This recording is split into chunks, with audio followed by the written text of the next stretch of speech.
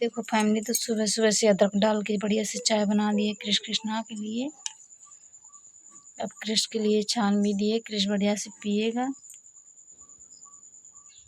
खा रहे हो? हलवा खा रहा कृष।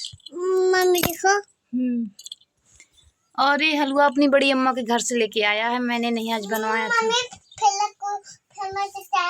इधर बहुत ना कृष। हाँ,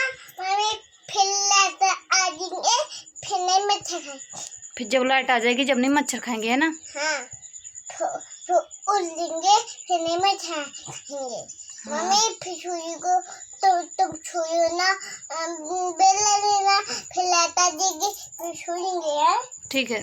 तो फैमिली मैं देखो बना रही थी चावल को फटाफट कर रही हूँ। और यहाँ पे देखो आधान रख दिया, कृष्णा भी जाग रहा है।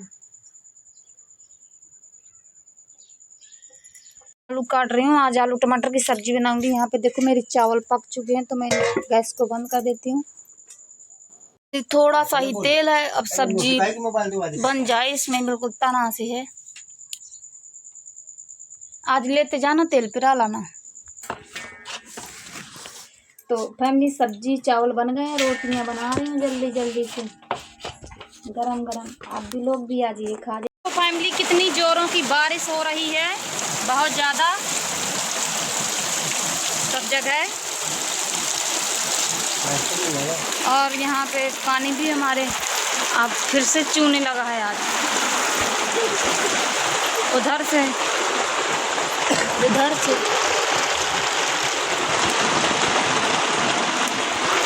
बनवाएंगे फिर से, यहाँ से भी चू रहा है।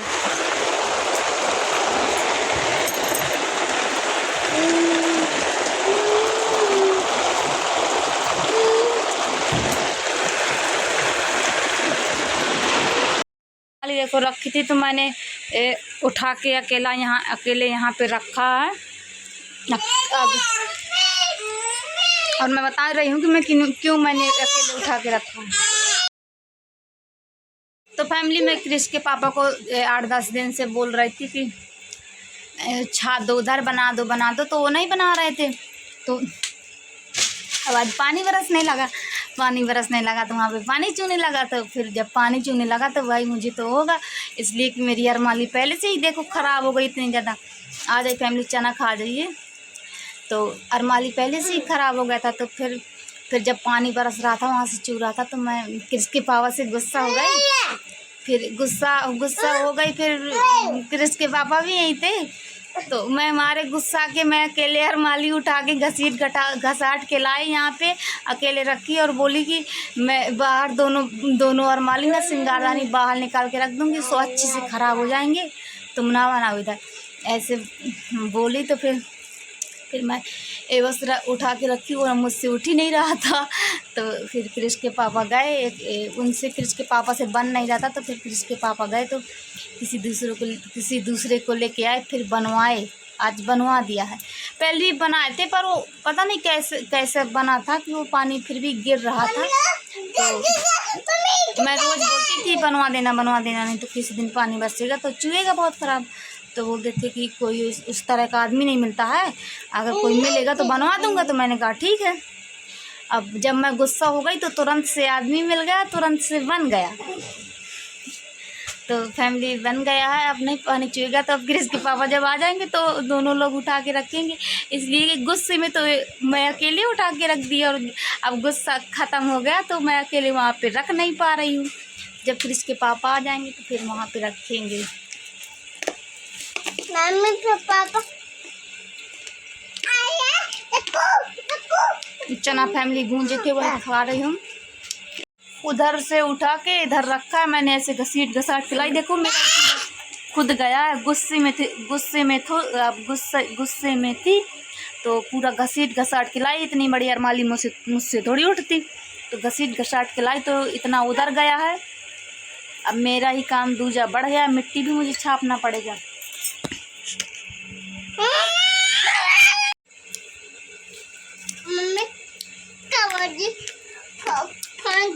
चना खा रहे हैं फैमिली, आप लोग भी आ जाइए, खा जाइए बढ़िया से। और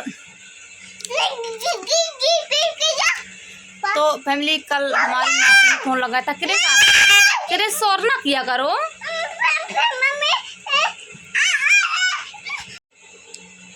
तो फैमिली कल माँ जी ने फ़ोन लगाया था, बोल रही थी कि आरती रक्षाबंधन को आ जाना, भैया तुम्हारे कह रहे थे। तो फैमिली हम रक्षाबंधन को जाएंगे बढ़िया से अपने भाई को राखी बांधने। तो आप लोग भी फैमिली जाइएगा, जितनी भी मेरी यूट्यूब में बहनें हैं सभी लोग जाइएगा अपने भाई की राखी बांधने, और अपने भाई को खूब सारा ढेर सारा आशीर्वाद देना कि वो हमेशा खुश रहें।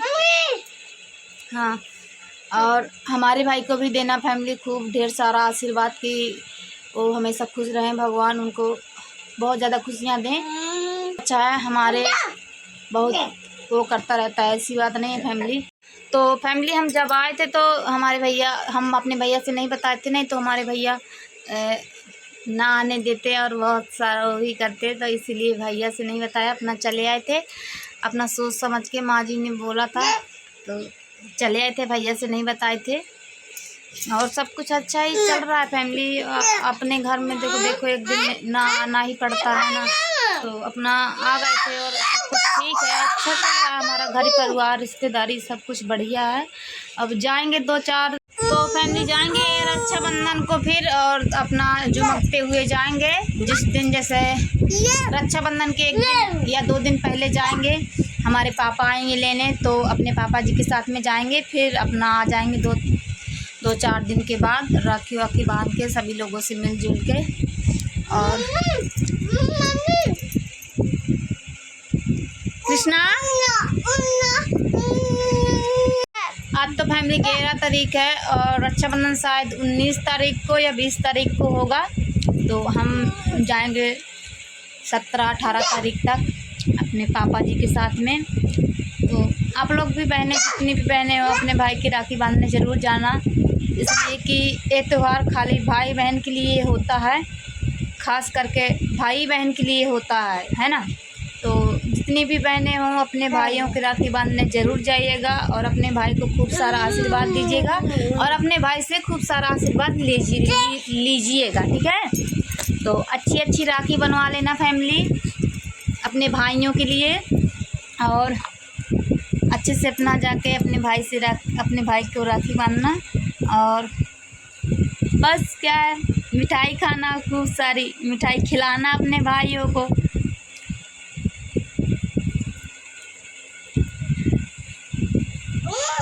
और आता ही तो जो फैमिली हिंदी से कमेंट करती है फैमिली, मैं सारे कमेंट पढ़ती हूँ और जवाब तो मैं नहीं दे पाती हूँ, लेकिन मैं हिंदी के कमेंट जो है सारे पढ़ लेती हूँ। और अगर जो कोई इंग्लिश से भेजता है तो मैं नहीं पढ़ पाती। हिंदी भी मैं बहुत कम पढ़ पाती हूँ, पर मैं मतलब फ़ोन जब से चलाने लगी हूँ थोड़ा बहुत पढ़ने लगी हूँ तो काफ़ी बनने लगा है ना क्रिश। और नहीं तो इंग्लिश तो मुझसे बिल्कुल ही नहीं बनता, कोई कुछ भी लिख के भेज दे मैं नहीं पढ़ पाती। तो आप लोग हिंदी में कमेंट किया करिए ताकि मैं आप लोगों की बात समझ सकूं और मैं आप लोगों को जान सकूं कि आप लोग क्या कह रहे हो, क्या कहना चाहते हो मुझसे। तो सही बात है फैमिली। क्रिश कृष्णा बहुत ज़्यादा खेलते हैं और बहुत मुझको परेशान भी करते हैं, क्या करूं। अब सब कुछ सही होगा फैमिली। मेरा अभी घर का हालत ख़राब चल रहा है बहुत ज़्यादा बारिश के कारण, इसलिए कि पानी जितना भी बना दो एक न एक जगह से चूता ही रहता है। तो है समय समय की बात, किसी समय पे दिन बढ़ा तो किसी समय पे रात। फैमिली समय की बात है, अभी कभी हमारा भी बदल जाएगा।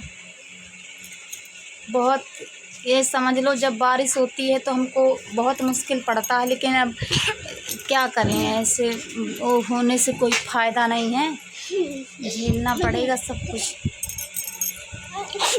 और ये बारिश की वजह से देखो हम बता तो रहे हैं कि पानी की वर्षा, और अरमाली में चू रहा था तो झगड़ा भी हो गया हमारा। पुकारी हुई है जारी साध बचन सुनते सब डरी जनकता के चंदन परी जहाँ तहाँ यही सवाल करती क्या कर्मन सोच मार दिवस मारे निश्चित पहुँच आग रामचंद्र महा देव जी जय पहुँच मान जय गुरु महात्मा जय गारो भगवान तुम्हारी जय गारो। श्री राम जय राम जय श्री राम जय राम जय राम श्री राम जय राम जय राम। श्री महादेव जी कहते हैं, पार्वती अब 13वें अध्याय की अगाध महिमा का वर्णन सुनो। उसको सुनने से तुम बहुत प्रसन्न होगी। दक्षिण दिशा में तुभद्रा नाम की एक बहुत बड़ी नदी है। उसके किनारे हरिहरपुर नामक ब्राह्मणीय नगर बसा हुआ है। वहाँ हरिहर नाम से साक्षात भगवान शिव जी विराजमान हैं, जिनके दर्शन मात्र से परम कल्याण की प्राप्ति होती है। हरिहरपुर में हरदीक्षित नामक एक क्षेत्रीय ब्राह्मण रहते थे, जो तपस्या और स्वाध्याय में संलग्न तथा वेदों के परागामी विद्वान थे। उनके एक स्त्री थी, जिसे लोग दुराचार कहकर पुकारते थे। इस नाम के अनुसार ही उसके कर्म भी थे। वह सदा पति को कुवाच कहती थी। उसने कभी भी उनके साथ सहन नहीं किया। पति से संबंध रखने वाले जितने लोग घर पर आते, उन सबको डांट बताती और स्वयं कामोन्मत्त होकर निरंतर व्यभिचारियों के साथ रमण किया करती थी। एक दिन नगर को इधर उधर आते जाते हुए प्रवासियों से भरा देख उसने निर्जन एवं दुर्गम वन में अपने लिए संकेत स्थान बना लिया। एक समय रात में किसी कामी को न पाकर वह घर के किवाड़ खोले नगर से बाहर संकेत स्थान पर चली गई। उस समय उसका चित्त काम से मोहित हो रहा था। वह एक एक कुंज में तथा प्रत्येक वृक्ष के नीचे जाकर किसी प्रीतम की तथा मेरा लोभ यहाँ तक बढ़ गया था कि अन्य बिच्छुओं को गालियाँ देकर हटा देता और स्वयं दूसरों को नहीं देने योग्य धन भी बिना दिए ही हमेशा ले लिया करता था। ऋण लेने के बहाने में सब लोगों को छला करता था। तदंतर कुछ काल व्यतीत होने पर मैं बूढ़ा हुआ। मेरे बाल सफ़ेद हो गए, आँखों से सूझता न था और मुंह के सारे दांत गिर गए। इतने पर भी मेरी दान लेने की आदत नहीं छूटी।